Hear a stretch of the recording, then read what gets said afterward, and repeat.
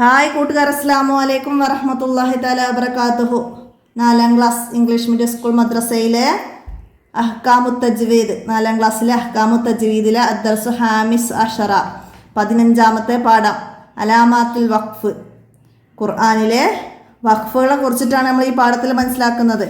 ഖുർആനിലെ എല്ലാ സ്ഥലത്തും നമുക്ക് നിർത്താൻ പാടില്ല. അതിൽ ഖുർആനോത്തിന് തുടങ്ങുന്നതിനും നിർത്തുന്നതിനൊക്കെ പ്രത്യേക നിയമങ്ങളൊക്കെ ഉണ്ട്. അപ്പോൾ അതൊക്കെ നമുക്ക് മനസ്സിലാക്കാം. നമുക്ക് പാഠത്തിലേക്ക് കിടക്കാം. ബിസ്മില്ലാഹിർ റഹ്മാനിർ റഹീം. അപ്പോൾ വഖഫിൻ്റെ അടയാളങ്ങൾ ഏതൊക്കെയാണെന്ന് നമുക്ക് നോക്കാം. അലാമാത്തുൽ വഖഫ്, വഖഫിൻ്റെ അടയാളങ്ങൾ എന്നാണ്. അപ്പോൾ ഇവിടെ ഫസ്റ്റ് തന്നെ നമുക്കൊരു ആയത്ത് തന്നിട്ട് എന്താണ്, ദാലിക്കൽ കിതാബു ലാ റൈബ ഫീഹ് ഹുദൽ ലിൽ മുത്തഖീൻ. അപ്പോൾ ഇവിടെ മുകളിൽ 2 സ്ഥലത്തായിട്ട് 3 പുള്ളിയുടെ ഡോട്ട് വന്ന് അടയാളമുണ്ട്. അപ്പോൾ ഇതെന്താണ്, ഈ 2 സ്ഥലമുണ്ട്, റൈബ ഫീഹി. ഇതിൽ ഏതെങ്കിലും ഒരു സ്ഥലത്ത് നിർത്താമെന്നാണ് ഇത് രണ്ടിൻ്റെയും അർത്ഥം വരുന്നത്, നമുക്ക് മനസ്സിലാക്കാണ്ട്. അപ്പോൾ ദാലിക്കൽ കിതാബു ലാ റൈബ അവിടെ നിർത്തിക്കുകയാണെങ്കിൽ പിന്നെന്ത് ചെയ്യണം, ഫീഹി ഹുദൽ ലിൽ മുത്തഖീൻ അങ്ങനെ ഓതണം. അല്ലെങ്കിൽ ദാലിക്കൽ കിതാബു ലാ റൈബ ഫീഹി ഹുദൽ ലിൽ മുത്തഖീൻ അങ്ങനെ വേണം ഓതാൻ. അപ്പം നമുക്ക് ഇവിടെ ആയം വായിക്കാം. ഖുർആൻ ശ്രദ്ധയോടെ പാരായണം ചെയ്യണം. ഓത്ത് തുടങ്ങുന്നതിനും നിർത്തുന്നതിനും പ്രത്യേക നിയമങ്ങളുണ്ട്.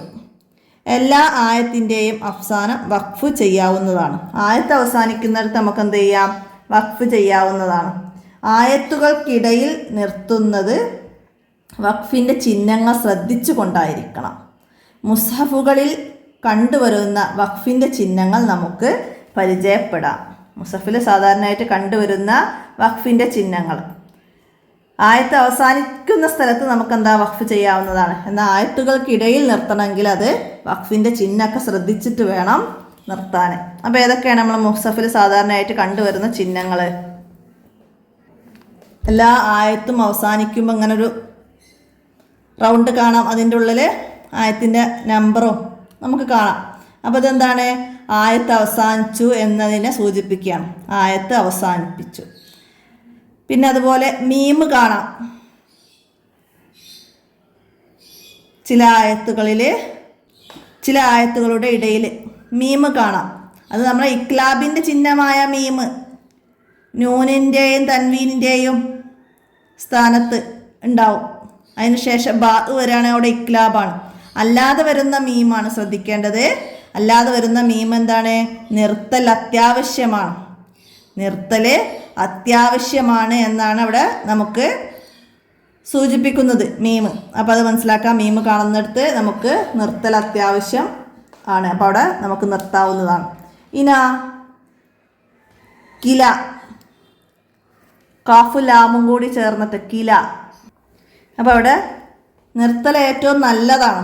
നിർത്തില്ല വെച്ചാൽ കുഴപ്പമില്ല, നിർത്തൽ ഏറ്റവും നല്ലതാണ്. ഇനി അതുപോലെ ജീം കാണാം. അപ്പോൾ നമുക്കവിടെ നിർത്താം എന്നാണ്, അവിടെ നമുക്ക് നിർത്താം. അതുപോലെ സില, ചേർത്തി ഓതലാണ് നല്ലത്. ഇതൊക്കെ എക്സാമിന് ചോദ്യം വരും. ചേർത്തി ഓതലാണ് നല്ലത് എന്ന് സൂചിപ്പിക്കുന്നത് എന്ത്? സില, കില, ജീം എന്നൊക്കെ തരാം നമുക്ക് ഓപ്ഷൻ. അപ്പോൾ നമുക്ക് സില ആണ് ചേർത്തി ഓതൽ നല്ലത് എന്നുള്ളത് മനസ്സിലാക്കണം. അടുത്തതാ ലാമലിഫ്, എന്താണ്, നിർത്തരുത്. അങ്ങനെ കാണുന്നിടത്ത് നിർത്തരുത്. ലാമലിഫ് എന്താണ്, നിർത്താൻ പാടില്ല, അവിടെ നിർത്തരുത്. ഇനി ഇങ്ങനെ നമ്മൾ ഫസ്റ്റ് കണ്ട 3 പുള്ളികൾ വരുന്നത്, ഇതിന് മാനക്ക എന്ന് പറയും. മാനക്ക 3 പുള്ളികൾ എന്താണ്, 2ൽ ഒരിടത്ത് നിർത്താം. നമ്മൾ ഫസ്റ്റ് പറഞ്ഞ്, അപ്പോൾ അത് മനസ്സിലാക്കാം. അടുത്തത് സീന്, സക്കത്തയെ സൂചിപ്പിക്കാനാണ് ഖുറാനിൽ സീനിട. ഇങ്ങനെ ഖുറാനിൽ 4 സ്ഥലങ്ങളിലാണുള്ളത്. അപ്പോൾ സക്കത്ത എന്ന് പറഞ്ഞാൽ എന്താണ്, ശ്വാസം വിടാതെ അല്പം അടങ്ങണം. ശ്വാസം വിടാതെ അല്പം അടങ്ങലാണ് സക്കത്ത, മനസ്സിലാക്കുക. തജ്വീദ് അനുസരിച്ച് ഖുർആൻ ധാരാളമായി പാരായണം ചെയ്യുന്ന അല്ലാഹു തആല നമുക്ക് തൗഫീക്ക് നൽകട്ടെ, ആമീൻ. നക്ര, അലാമാത്ത് അടയാളം, വഖഫ് നിർത്തൽ. അലാമാത്തുൽ വഖഫ് നമ്മൾ പാഠത്തിൻ്റെ പേര് പറഞ്ഞിരുന്നു. അപ്പോൾ അതാണ് മനസ്സിലാക്കുക. അവിടെ തഹ്സീസ് വരുന്നത് സൂറത്തുൽ അഹ്കാഫ് മുഹമ്മദ്, അതൊക്കെ വഖഫൊക്കെ മനസ്സിലാക്കിയിട്ട് ഓതാനാണ്. പിന്നെ ഹിഫ്ള് വരുന്നത് സൂറത്തുൽ ഗാശിയയും അദ്കാറും മനസ്സിലാക്കി പഠിക്കാം. നമുക്കിതിൻ്റെ ദഫ്തർ തോലിബ് നോക്കാം. വർക്ക് ബുക്ക് നമുക്ക് മാച്ച് ചെയ്യാനാണ് ആദ്യം വരുന്നത്. അപ്പോൾ അതുപോലെ എക്സാമിന് വരാം. നന്നായി മനസ്സിലാക്കി പഠിക്കുക. ഓപ്ഷണൽ ചോദ്യമായിട്ടൊക്കെ വരാം. വൺ വേർഡ് ആയിട്ട് ചെയ്യാം. നിർത്തൽ ഏറ്റവും നല്ലതാണെന്ന് സൂചിപ്പിക്കുന്ന ചിഹ്നം ഏത്, വഖഫിൻ്റെ അടയാളം ഏത് എന്നൊക്കെ ചോദിച്ചാൽ നമുക്ക് കില ആണെന്ന് എഴുതാൻ കഴിയണം. അപ്പോൾ മനസ്സിലാക്കി പഠിക്കുക. അപ്പോൾ നമുക്കിവിടെ ഇതെന്താണ് ആയത്ത് അവസാനിച്ചു. അപ്പോൾ അതിൻ്റെ സി നമുക്ക് അവിടെ കൊടുക്കാം. മീം എന്തായിരുന്നു, നിർത്തൽ അത്യാവശ്യമാണ്. അപ്പോൾ അതിൻ്റെ ഡി എഴുതാം. കില നിർത്തൽ ഏറ്റവും നല്ലത്. അപ്പോൾ അതിൻ്റെ എ കൊടുക്കാം. ജീമ് നിർത്താം. അപ്പോൾ അത് ഇതുപോലെ എക്സാമിന് വരും. നന്നായി മനസ്സിലാക്കി തന്നെ പഠിക്കട്ടോ. അടുത്തത് അത് തന്നെയാണ് സില എന്താണ്, ചേർത്തി ഓതലാണ് നല്ലത്. അപ്പോൾ അതിൻ്റെ സി കൊടുക്കാം. ലാമലിഫ് എന്താണ്, നിർത്തരുത്. അപ്പോൾ അതിൻ്റെ എ കൊടുക്കാം. ഇതെന്തായിരുന്നു, മാനക്ക എന്താണ്, രണ്ടിൽ ഒരിടത്ത് നിർത്താവൂ. അപ്പോൾ അതിൻ്റെ ഡി കൊടുക്കാം. സീന് സക്കത്ത, ശ്വാസം വിടാതെ അല്പം മടങ്ങണം. അതിൻ്റെ ബി കൊടുക്കാം. അപ്പോൾ അത് മനസ്സിലാക്കി ഇതുപോലെ പഠിക്കുക. അടുത്തത് എന്താണ്, താഴെ തന്ന ആയത്തിൽ സാക്കിനായ നൂനിൻ്റെയും തൻവീൻ്റെയും വിധികൾ കണ്ടെത്താൻ, അതുപോലെ സാക്കിനായ മീമിൻ്റെ വിധികളും കണ്ടെത്താൻ. സാക്കിനായ നൂനിൻ്റെയും തൻവീൻ്റെയും വിധികൾ 5. ഇൽഹാർ, ഇദാം ബിഉന്ന, ഇദാം ബിലാഉന്ന, ഇഖ്ലാബ്, ഇഖ്ഫാ. അപ്പോൾ ഈ 5 വിധികൾ ഇതിലുണ്ടോ നോക്കുക. അതുപോലെ സാക്കിനായ മീമിൻ്റെ വിധികൾ 3 ഇഖ്ഫാ, ഇദാം, ഇഖ്ലാബ്, ഇങ്ങനെ 3 വിധികളാണ്. അപ്പോൾ നമുക്ക് ഇവിടെ സാക്കിനായ നൂനും തൻവീനും മീമും വന്നത് നോക്കിയിട്ട് മനസ്സിലാക്കാം. നമുക്ക് ഇവിടെ ഇലാഹുക്കും ലവാഹിദ്, മീമിന് ശേഷം ലാമ് വന്നു. അപ്പോൾ എന്താണ്, ഇൽഹാറാണ്. നമ്മൾ പഠിച്ചിട്ടുണ്ട്, സാക്കിനായ മീമിനോട് ചേർന്ന് മീമ് വന്നാൽ ഇദ്ഗാമും, സാക്കിനായ മീമിനോട് ചേർന്ന് ബാ വന്നാൽ ഇഖ്ഫാവും, ബാക്കി അക്ഷരങ്ങൾ വന്നാൽ ഇൽഹാറുമാണ്. അപ്പോൾ ഇവിടെ ലാമ് വന്നത് എന്താണ്, ഇൽഹാറാണ്, മനസ്സിലാക്കുക. പിന്നെ എവിടെയാണ് വരുന്നത്,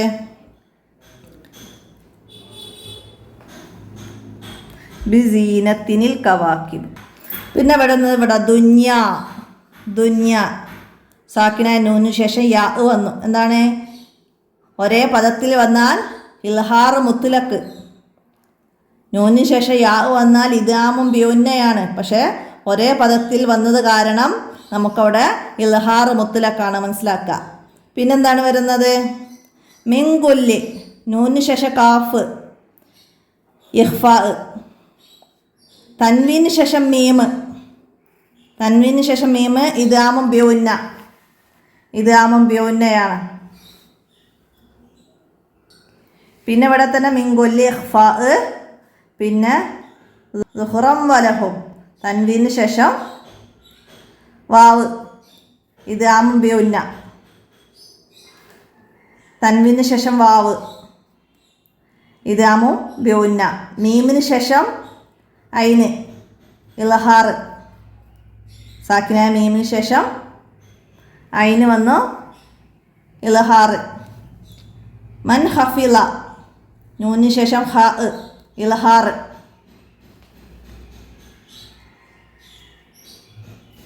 തൻവീന് ശേഷം സ, ഇഖ്ഫാ. മീമിന് ശേഷം അംസ, ഇൽഹാർ. മീമിന് ശേഷം അംസ, ഇൽഹാർ. തൻവീന് ശേഷം അംസ, ഇൽഹാർ. മൻ ഹലക, ഇഖ്ഫാ. മീമിന് ശേഷം മീമ്, ഇദാം. തൻവീന് ശേഷം ലാമ്, ഇദാമും ബിലാഉന്ന. അവിടെ നൂനിന് ശേഷം തോ വരുന്നുണ്ട്, ഇഖ്ഫാ. സാക്കിനായ നൂനിന് ശേഷം തോ, പിന്നെയാണ് തൻവീന് ശേഷം ലാമ് വരുന്നത്. അപ്പോൾ അത് മനസ്സിലാക്കുക, ലാമ് ഇദ്ഗാമും ബിലാഉന്ന. ആയത്തൻ യസ്തസ്ഹിറൂൻ, ആയത്തൻ യസ്തസ്ഹിറൂൻ. അപ്പോൾ ഇവിടെ തൻവീന് ശേഷം യാ വന്നു, ഇദ്ഗാമും ബിഉന്ന. അടുത്തത് ഇൻഹാദ, നൂന് ശേഷം ഹ, ഇൽഹാർ. സിഹ്റും മുബീൻ, തൻവീന് ശേഷം മീം, ഇദ്ഗാമും ബിഉന്ന. അപ്പോൾ അതൊക്കെ മനസ്സിലാക്കുക. ഇനി ഞാൻ വിട്ടുപോയത് എവിടെയെങ്കിലും ഉണ്ടെങ്കിൽ നിങ്ങൾ കണ്ടെത്തിയിട്ട് അടയാളപ്പെടുത്തി മനസ്സിലാക്കുക. അവിടെ വന്ന നിയമം എന്താണെന്ന് മനസ്സിലാക്കുക. അപ്പോൾ എത്രയാണ് ഈ 15ാമത്തെ പാഠത്തിൽ നിങ്ങൾക്ക് മനസ്സിലാക്കാനുള്ളത്. അപ്പോൾ എല്ലാവരും മനസ്സിലാക്കി പഠിക്കുക, ഉപകാരപ്പെടുത്തുക. വീഡിയോ കൂട്ടുകാർക്കൊക്കെ ഷെയർ ചെയ്ത് കൊടുക്കുക. ഇന്നത്തെ വീഡിയോ അവസാനിപ്പിക്കുകയാണ്. അസ്സലാമു അലൈക്കും വറഹ്മത്തുള്ളാഹി വബറകാതുഹു.